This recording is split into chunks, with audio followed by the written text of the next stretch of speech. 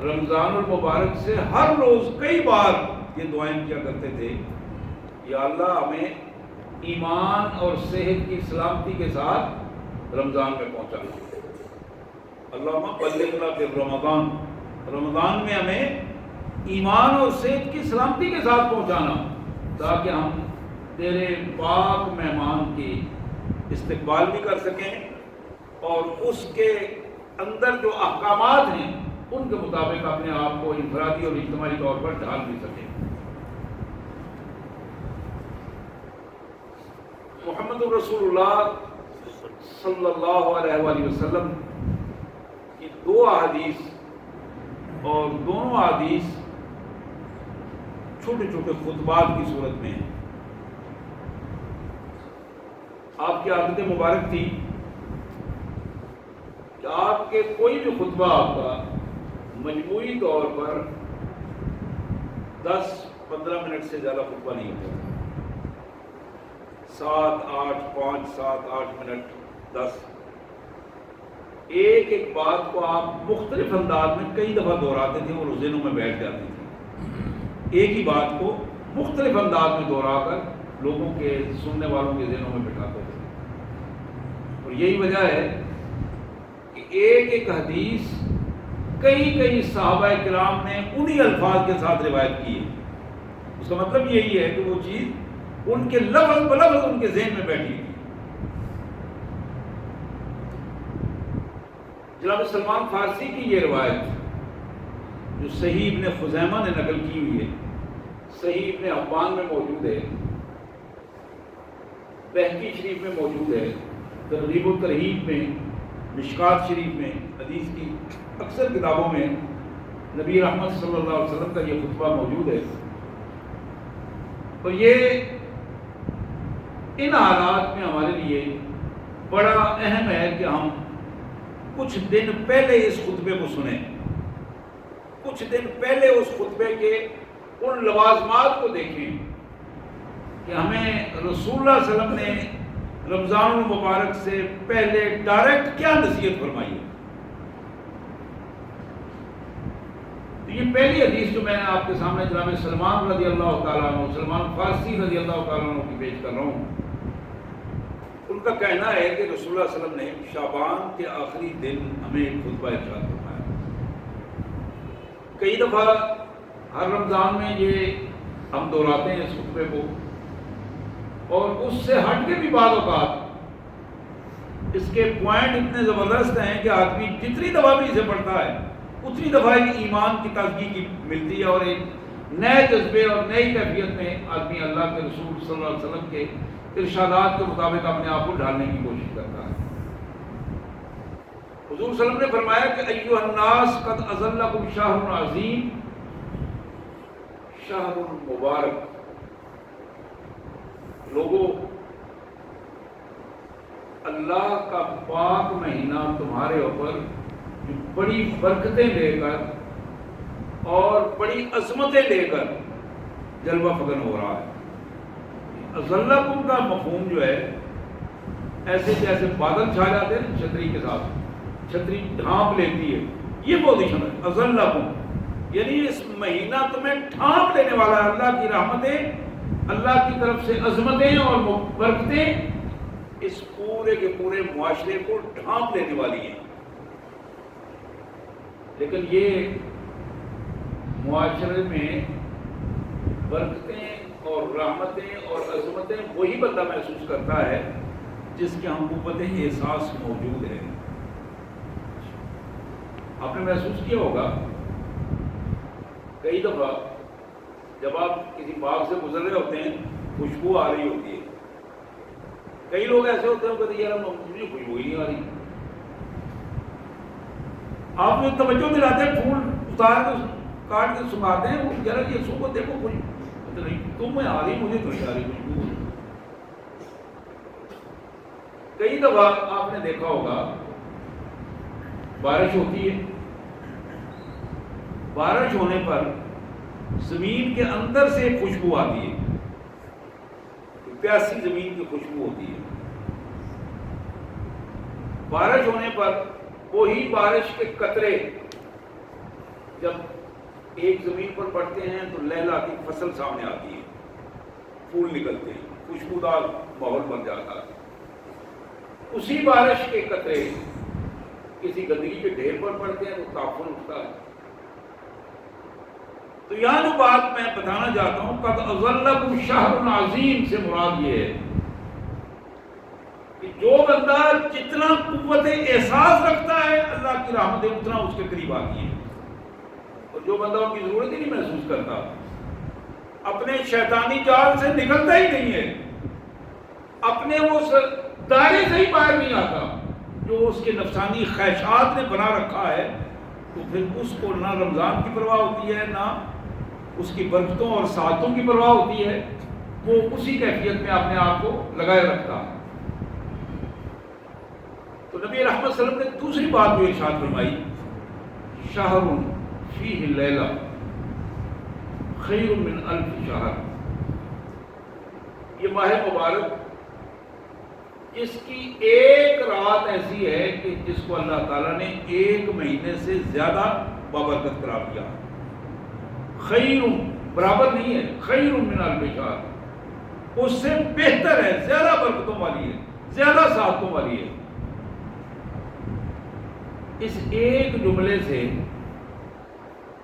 آپ اس کو سامنے رکھیں اور پھر سورہ قدر کا مطالعہ کریں، انا انزلناہ فی لیلۃ القدر وما ادراک ما لیلۃ القدر لیلۃ القدر خیر من الف شہر۔ قرآن مجید کو اللہ فرماتے ہیں ہم نے عظمت والی رات میں نازل کیا، اس عظمت والی رات جہاں جس کا ذکر رسول اللہ صلی اللہ علیہ وسلم نے کیا، اور تم کیا جانو کہ وہ عظمت والی رات کتنی عظیم ہے، کتنی قدر و قیمت والی ہے، خیر من الف شہر، ایک مہینے سے اس کی، ایک مہینے کی عبادت سے اس کی قدر و قیمت اللہ کے یہاں زیادہ ہے۔ حضرات اس کی وجہ کیا ہے؟ میں نے پچھلے جمعہ وقت المبارک میں اس میں اشارہ کیا تھا، بنیادی وجہ نزول قرآن ہے۔ اس ایک رات میں نزول قرآن،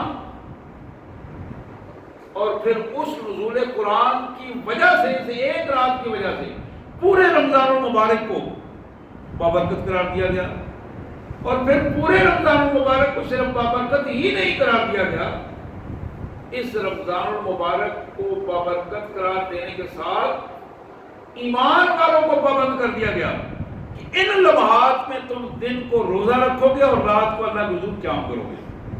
اس رمضان سے اگر کچھ حاصل کرنا چاہتے ہو، قرآن سے حاصل کرنا چاہتے ہو، تو اس کا ڈسپلن یہ ہے، نظم و ضبط یہ ہے کہ اس کے مطابق تم کرو گے۔ اور یہی وجہ ہے کہ اگلا جملہ، جو تیسرا جملہ اللہ کے رسول صلی اللہ علیہ وسلم نے فرمایا، شہر جعل اللہ صیامہ فریضہ وقیام لیلۃ تطوعا، اللہ کریم نے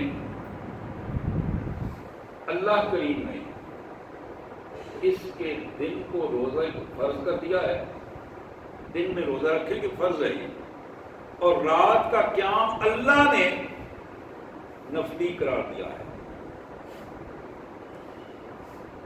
یعنی جو تراویح آپ پڑھ رہے ہیں نا، یہ اللہ نے نفلی قرار دیے ہیں، جعل اللہ نے بنایا ہے، حضور صلی اللہ علیہ وسلم نے اللہ کا حکم ہمیں سنایا ہے۔ تو یہاں دو پہلو بڑے اہم ہیں۔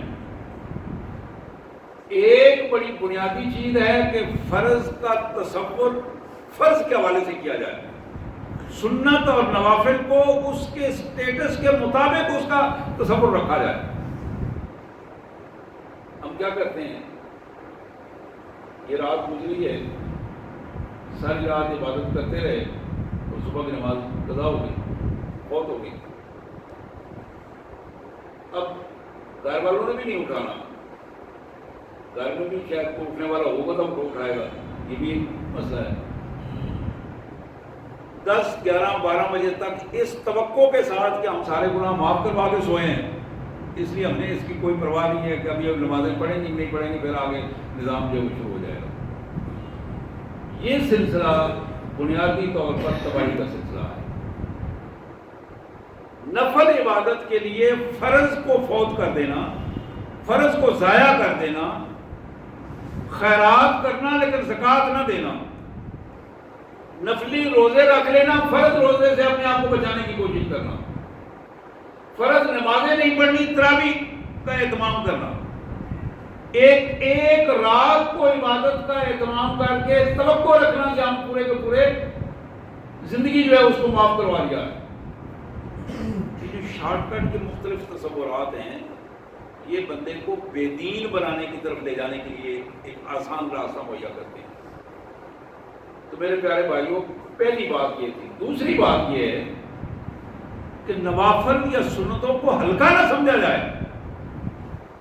جہاں فرض بڑے اہم ہیں، فرض کی ادائیگی بڑی اہم ہے، وہاں یہ نہیں ہے کہ نوافل اور سنتوں کو بالکل ختم کر دیا جائے۔ یہ اللہ کے تقرب کے لیے، اللہ کے قریب ہونے کے لیے، اللہ کی انعامات حاصل کرنے کے لیے یہ لازم ہے کہ بندہ سنت اور نوافل کا اہتمام کرے، اور نوافل اور سنتیں اپنی طرف سے اہتمام نہ کرے۔ کوشش ہونی چاہیے جو محمد رسول اللہ صلی اللہ علیہ وسلم نے سنتیں ادا فرمائی ہیں ان کا اہتمام کیا جائے، جو نوافل رسول اللہ صلی اللہ علیہ وسلم نے اہتمام فرمائے ہیں ان کا اہتمام کیا جائے، اور بالخصوص وہ نوافل جو جن پر اللہ کے رسول صلی اللہ علیہ وسلم نے ہمیشگی فرمائی ہے، مداومت فرمائی ہے، ایسے نوافل، ایسی سنتوں کو پورے اہتمام کے ساتھ کرنا چاہیے، اور ان کا اجر بہت زیادہ اجر ہے۔ آپ حیران ہوں گے کہ اثر کی جو سنتے ہیں اکثر غیر موقع ہونے کی وجہ سے چھوڑ دیتے ہیں۔ نبی رحمت صلی اللہ علیہ وسلم کے الفاظ یہ ہیں، نظر اللہ عبدن، نظر اللہ عبدن، اللہ اس بندے کو تر و تازہ رکھے۔ لوگ دیکھیں تو وہ رش کر کے رکھ ایسا خوبصورت آدمی ہے، چہرہ چمکتا رکھے، اس کا تر و تازہ رکھے، جو بندہ عصر کے فرضوں سے پہلے 4 رکعتیں پڑھتا ہے۔ یعنی یہ ایک بڑی بنیادی چیز ہے۔ فرائض اللہ کے احکامات کو لازمی پورا کرنے کا ذریعہ، اس کے بارے میں پوچھ گچھ ہوگی، سوالات ہوں گے، سزا اور جزا کا پہلو ہے۔ نوافل اور سنتوں کے بارے میں پوچھ گچھ تو نہیں ہوگی، لیکن بندہ بڑے انعامات سے محروم ہو جائے گا۔ جب بڑے انعامات سے محروم ہو جائے گا، اس کا مطلب ہے کہ اس کے جانے کا، منزل پہ پہنچنے کا مقصد جو ہے، وہ جہاں بہت کچھ حاصل کر سکتا تھا وہ بہت کم لے کے لوٹے گا۔ اب اس کو اللہ کے رسول صلی اللہ علیہ وسلم نے چوتھی بات جو ہمارے سامنے رکھی، من تقرب فی بخصلۃ من الخیر کان کما ادى فریضۃ فیما سوا ومن ادى فریضۃ فی کان کمن ادى 70 فریضۃ فیما سوا۔ جس شخص نے اللہ کی رضا کے لیے خالصتاً، ریاکاری سے بچتے ہوئے کوئی ایک نیکی کی جو فرض تھی، کوئی ایک نیکی جو فرض تھی وہ نیکی کی اس نے، کیونکہ فرض بھی نیکی ہے، نفل بھی نیکی ہے۔ اب وہ ایک فرض کی ادائیگی اس کی نیکی بڑھ کر 70 فرائض تک پہنچ جائے گی، یہ اللہ کے رسول صلی اللہ علیہ وسلم کا فرمان ہے۔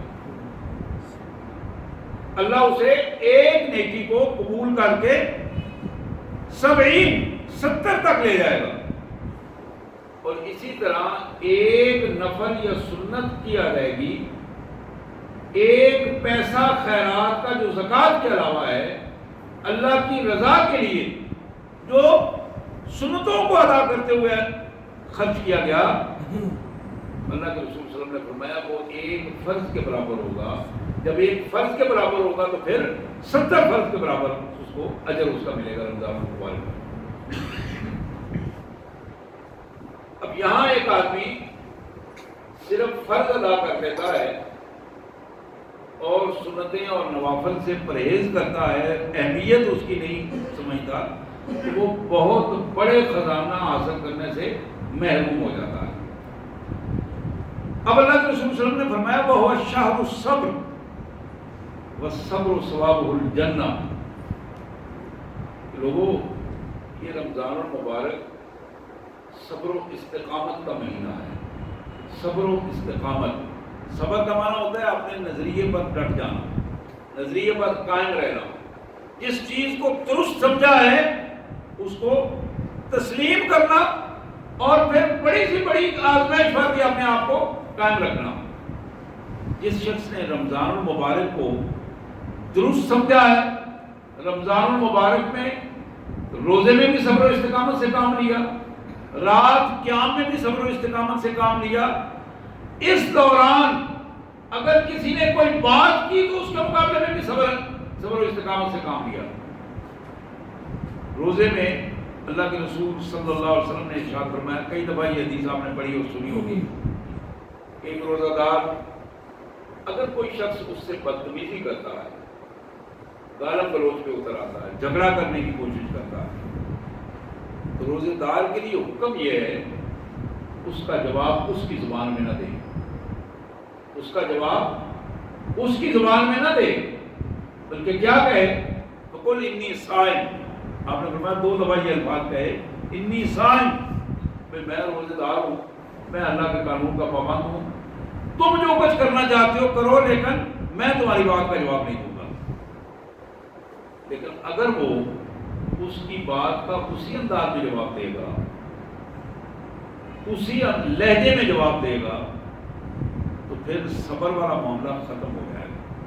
جب صبر والا معاملہ ختم ہوگا تو پھر رمضان المبارک میں جو کچھ وہ حاصل کرنا چاہتا ہے, بے صبری سے وہ چیز حاصل نہیں ہو سکے. بے صبری سے وہ چیز ہم کہتے ہیں بات کر کے جائے کہاں, اس کی یہ ضرورت کہ مجھے دیکھ کر یہ بات کر گیا ہے. بات تو بڑی دور کی بات ہے, شیطان یہاں تک ہمیں لے آیا ہے. کوئی بندہ دیکھ کے ہم نے کہا اسے ٹیڑھی آنکھ سے دیکھا کیوں ہے, عین امکان ہے وہ کسی اور کی طرف دیکھ رہا ہو, عین امکان ہے اس کے ذہن میں کوئی اور بات ہو, لیکن جس پر نظر پڑی ہے شیطان نے اس کے ذہن میں ڈالا ہے, وہ بندہ جو وہ تو 2 بندے بیٹھے ہوئے ہیں نا, وہ تمہاری طرف دیکھ کر ہنس رہے ہیں, عین امکان ہے وہ اپنے طور پر. تو اب یہ کیفیات اللہ کے رسول صلی اللہ علیہ وسلم نے بتائی کہ یہ صبر کا مہینہ ہے, اور اس میں صبر کرو گے تو باقی 11 مہینوں میں بھی تمہیں صبر و استقامت کی سعادت ملے گی. ایک ٹریننگ ہوگی تمہاری. پھر آپ نے ارشاد فرمایا بشار المواسات, یہ ماہ مبارک محبت بانٹنے کا مہینہ ہے, ہمدردی اور خیرخواہی کا مہینہ ہے. میں کل ایک جگہ پڑھ رہا تھا, پروفیسر اشفاق نے, اللہ تعالیٰ مغفرت کرے ان کی, انہوں نے لکھا کہ میں گھر بیٹھا تھا تو اماں نے مکئی کی روٹیاں بنائی, بڑی اچھی روٹیاں تھیں, تو مجھے 2 روٹیاں تھیں تو میں نے دونوں کھا گیا. میں تو لڑکپن کی عمر تھی, تو میں نے اماں کو خوش کرنے کے لیے اونچی آواز میں کہا یا اللہ تیرا شکر ہے, میری اماں خوش ہو جائے گی جب میں اللہ کا شکر ادا کروں گا. کہتے ہیں کہ اماں نے جب یہ الفاظ سنے, پوچھا بیٹا یہ کیا کہا؟ میں نے کہا اماں اللہ کا شکر ادا کیا ہے. اچھا, ان کا یہ شکر ادا کرنے کا کون سا طریقہ ہے کہ اللہ کو لفظوں سے ٹرکا رہے ہو, نعوذ باللہ. اب میں چپ کر گیا, میں نے کہا یہ مسئلہ, میں تو خوش کر رہا تھا اماں کو, تو یہ کام جو ہے وہ دوسری طرف چلا گیا. اماں نے کہا بیٹا شکر ادا کرنے کا یہ طریقہ نہیں ہے, شکر ادا کرنے کا طریقہ یہ ہے کہ اس نے تمہیں 2 روٹیاں دی تھی نا, تو تمہارا کام تھا نا کہ ان 2 روٹیوں میں اللہ کے لیے کچھ نکال کے کسی کو دے آتے. یہ شکر کا طریقہ تھا. یہ شکر کا طریقہ نہیں ہے کہ بس اللہ کے یہاں الفاظ 2000 بول کے تم کہو کہ معاملہ حل ہو گیا ہے. اللہ کے رسول نے فرمایا وہ بشار المواسات, یہ غم گساری کا مہینہ ہے, محبتیں بانٹنے کا مہینہ ہے, یہ ہمدردی اور خیرخواہی کا مہینہ ہے, یہ دیکھنے کا مہینہ ہے کہ جو کچھ تمہارے پاس ہے وہ کسی کے دوسرے کے پاس بھی ہے کہ نہیں ہے. میں تو اچھا کھانا کھا کے سحری کر رہا ہوں, تو میرے ارد گرد جو رہنے والے لوگ ہیں ممکن ہے ان کے پاس یہ سادہ کھانا بھی موجود نہ ہو.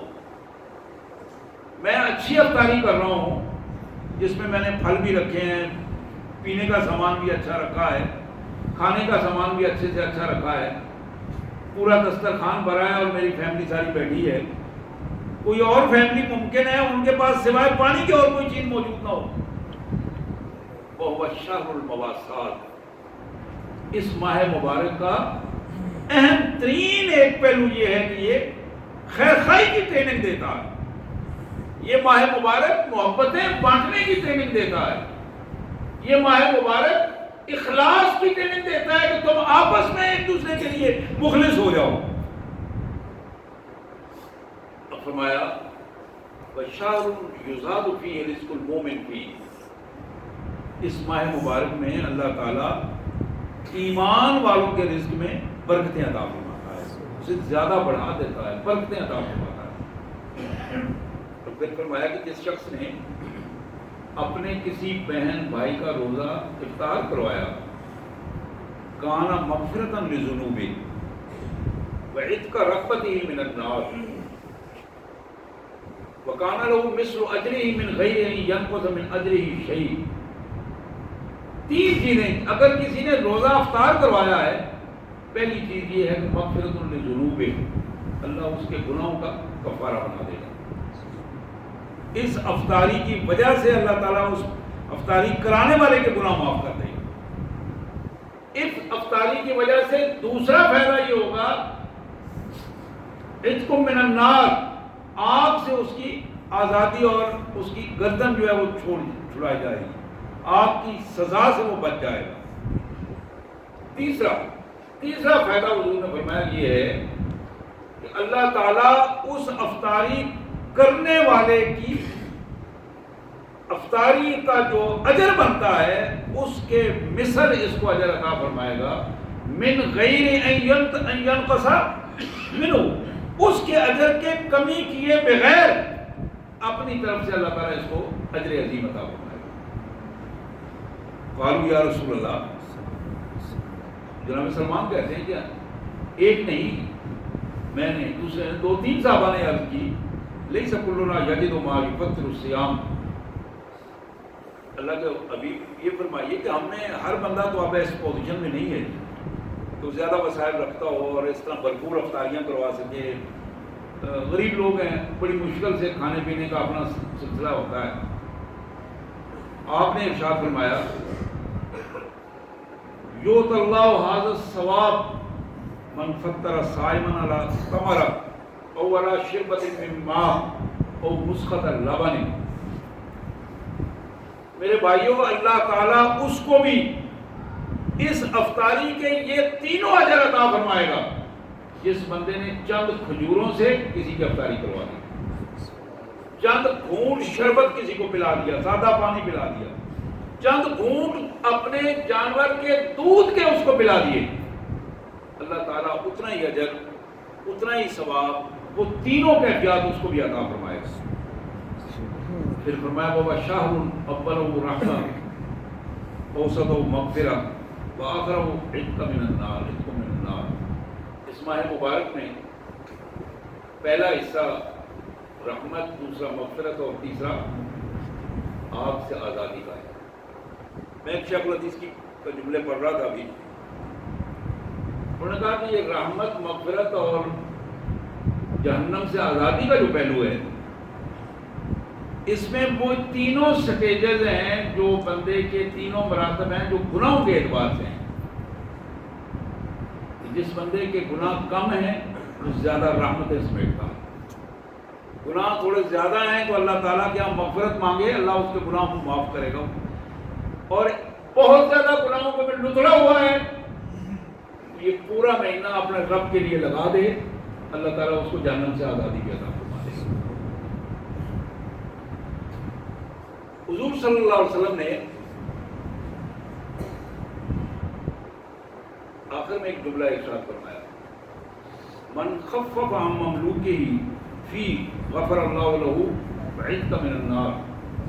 یہ جملہ میں نے پچھلے جمعے بھی عرض کیا تھا کہ جس شخص نے, میرے آقا صلی اللہ علیہ وسلم کا فرمان ہے اپنے مزدور سے، اپنے ملازم سے کام لینے میں اس کی مشقت میں کمی کی، تنخواہ میں کمی نہیں کی، سہولتوں میں کمی نہیں کی، مشقت میں کمی کر دی، ٹائم کم کر دیا، آسانی کر دی اس کے لیے۔ اللہ تبارک و تعالیٰ اس آسانی کی وجہ سے اس کے لیے گناہوں کی مغفرت اور جہنم سے آزادی کا اسباب پیدا فرما دیا۔ پھر اس خطبے کے آخری جملے جو آپ نے فرمائے کہ لوگوں وَاسْتَكْثَرُوا فِيهِ مِنْ أَرْبَعِ خِصَالٍ، 4 چیزیں حضور نے فرمایا میں تمہیں بتا رہا ہوں، ان 4 چیزوں کو پوری توجہ کے ساتھ سنو اور زیادہ اس مہینے میں ان 4 چیزوں پر زیادہ توجہ دو۔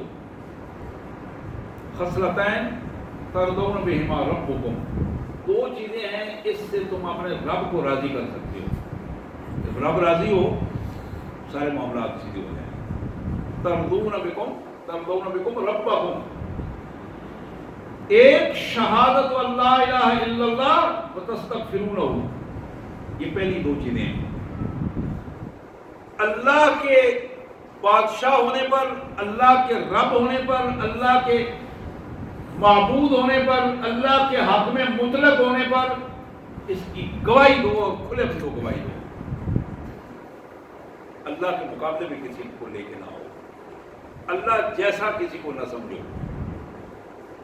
اللہ تبارک و تعالیٰ کے ہاں یہ شہادت دو دنیا کے سامنے ہاتھ اٹھا کر، اشہد ان لا الہ الا اللہ، میں شہادت دیتا ہوں کہ اللہ کے علاوہ کوئی الہ نہیں، کوئی معبود نہیں، کوئی حکمران نہیں، کوئی طاقتور نہیں، کوئی عزت دینے والا نہیں، یہ صرف اللہ وحدہ لا شریک کی طاقت، قوت، اختیارات، استحقاق صرف مالک کا ہے، باقی سب اس کے محتاج ہیں، وہ ایک اکیلا ہے۔ دوسرا حصہ ہے وَتَسْتَغْفِرُونَ، اپنے اللہ سے معافی مانگو، اپنے اللہ سے معافی مانگو، بار بار اس سے استغفار کرو، بار بار اس سے معافیاں مانگو، اور بالخصوص جو رمضان المبارک کا ماہ مبارک ہے اس میں اپنے آپ کو استغفار کے لیے وقف کر دو۔ کام کر رہے ہیں، ذہن میں استغفار کا وہ جملہ ہے اور استغفار کہہ رہے ہیں، یہ بات بھی میں نے پچھلی دفعہ بھی توجہ دلائی تھی، استغفار کہتے ہوئے یہ نہیں کہ آدمی بے حسی کے ساتھ، بے رغبتی کے ساتھ استغفر اللہ کہتا رہے، جب منہ سے استغفار زبان سے نکلتا ہے ذہن اس کو تسلیم کرے کہ یا اللہ میرے گناہ معاف کر، جس طرح آدمی معافی مانگ رہا ہوتا ہے اس کیفیت کو طاری کریں اپنے اوپر، پھر دیکھیں گے اللہ تبارک و تعالیٰ کے یہاں سے وہ رحمت کس طرح استقبال کرتی ہے۔ یہ 2 چیزیں فرمائی، پھر فرمایا کہ 2 عادات اپناؤ ایسی، وہ عادات اپناؤ گے تم مستغنی ہو جاؤ گے، تم دنیا میں خوش رہو گے۔ ایک یہ ہے کہ ہر وقت اپنے اللہ سے اللہ کی جنت مانگتے رہو، یا اللہ مجھے اپنی جنت عطا فرما، یا اللہ جنت عطا، وتعوذون من النار، اور جہنم سے پناہ مانگتے رہو۔ حضرات یہ وہ اہم پہلو ہے، یہ پورا خطبہ یہاں اس انداز میں ختم ہونے سے پہلے اللہ کے رسول صلی اللہ علیہ وسلم نے ایک جملہ اور ارشاد فرمایا آخر میں، یہ 4 باتیں بتانے کے بعد فرمایا وَمَنْ سَقَى صَائِمًا سَقَى اللَّهُ مِنْ حَوْضِ شَرْبَةً لَا يَظْمَأُ حَتَّى يَدْخُلَ الْجَنَّةَ۔ یہ جملہ اتنا اہم ہے، میرے آقا نے فرمایا کہ جس شخص نے اخلاص کے ساتھ دوسرے کو کھلایا پلایا، افطاری کی، سحری کروائی، یہ بندہ اللہ تعالیٰ اس بندے کو میرے حوض سے پانی پلائے گا، میں اپنے ہاتھ سے پانی پلاؤں گا اللہ کے حکم سے۔ آگے جو جملہ ہے وہ اتنا بڑا سرٹیفکیٹ ہے، لا یظمأ حتی یدخل الجنہ، وہ بندہ جب تک جنت میں داخل نہیں ہو جائے گا اس وقت تک اسے پیاس نہیں لگے گی۔ گویا محمد رسول اللہ نے یہ خوشخبری بھی دی ہے کہ یہ بندہ جنتی ہے، جنت میں یہ داخل ہوگا، جس نے حضور صلی اللہ علیہ وسلم کے حوض کوثر سے پانی پیا وہ جنت میں داخل ہوگا، اور جس نے اخلاص کے ساتھ دنیا میں اللہ کی رضا کے لیے، کسی ریاکاری کے لیے نہیں، کسی शाबाश के लिए नहीं, अल्लाह की रजा के लिए दूसरे को खिलाया पिलाया, और बिलखुसूस रमज़ान मुबारक में अल्लाह तबारक व तआला उसके लिए आसानियाँ पैदा कर देगा। हौज़ कौसर और हौज़ कौसर से फिर जन्नत की कैफियत। हज़रात, आखिर में आज फिर मैं वही अल्फाज कहूँगा जो पिछली दफ़ा भी कहे थे। कोशिश करें अपनी रोज़ों का जायज़ा लें, नमाजों का जायज़ा लें, जो पिछले रमज़ान से अब तक हैं, अपने ताल्लुकात का जायज़ा लें। रोज़े अगर तो फौत हुए हैं तो उनको पूरा करें, कज़ा उनकी मुकम्मल करें, अदायगी करें। नमाजों का मसला इस पर ज़रूर गौर करें, नमाजों की कज़ा दें, अल्लाह से तौबा करें, इस्तग़फ़ार करें नमाजों के हवाले से। और इसी तरह ताल्लुकात, किसी से जो भी ज़्यादती की है, अगर माली ज़्यादती है उसको पूरा करके उससे माफ़ी मांग के अपने आप को पाक कर दें, इसलिए कि आगे ये काम नहीं होगा, ये सिर्फ यहाँ हो सकता है। किसी से ज़ुबानी ज़्यादती की है तो हाथ जोड़ के माफ़ी मांग लें। किसी से अमली ज़्यादती की है, रवैयों की ज़्यादती है, उसका हक मारा है, उसकी इज्जत को ताराज किया है, शर्म की बात नहीं, उसको आज यहाँ मौत से पहले ख़त्म कर दें। मौत के बाद ये मरहला बंदा चाहेगा लेकिन कुछ नहीं हो सकेगा, कुछ नहीं हो सकेगा। दूर का है, करीब का है, जिससे जो भी ताल्लुक है, अपने आप को रमज़ान से पहले कोशिश करें कि पाक करें। अल्लाह ने इसकी तौफीक अता फरमाए। रसूलुल्लाह सल्लल्लाहु अलैहि वसल्लम ने फरमाया कि जो शख्स माजरत करने के लिए दूसरे के पास चला जाए, हुजूर ने फरमाया उसको माफ कर दो। ये मत सोचो कि वो सच्चा है या झूठा है। इनकान मुहिक्कन व मुब्तिलन अल्फाज ये हैं, ये तुम्हें इख्तियार नहीं है कि तुम ये नीयतों का हाल अल्लाह जानता है। हम कहते हैं तो गोगलों से मिट्टी डाल रहा है, वो नहीं, मत सोचो। हुजूर ने फरमाया कि अगर तुम उसे माफ नहीं करोगे जो तुमसे माफी मांग रहा है, कल मेरे हौज पर पानी पीने के लिए ना आना। ये हदीस के अल्फाज में पेश कर रहा हूँ। और फिर आपने फरमाया कि माफी मांग लो। किसी ने अगर तुम्हारे साथ ज्यादती की है, फिर भी माजरत करके अपना रवैया दुरुस्त कर लो। अगर तुम्हें अपनी बेइज्जती का खतरा है, इंसल्ट फील हो रही है, शर्म आ रही है, शाइनेस का शिकार हो गए हो, हुजूर ने फरमाया वो इज्जत मुझसे ले लेना, क़यामत के दिन पूरी कर लेना। अब जिसने इतनी बड़ी बात, अल्लाह से दुआ है अल्लाह ताला इन मामलात को समझने और अमल की तौफीक अता फरमाए। वाक़िअ दावाना अल्हम्दुलिल्लाह रब्बिल आलमीन।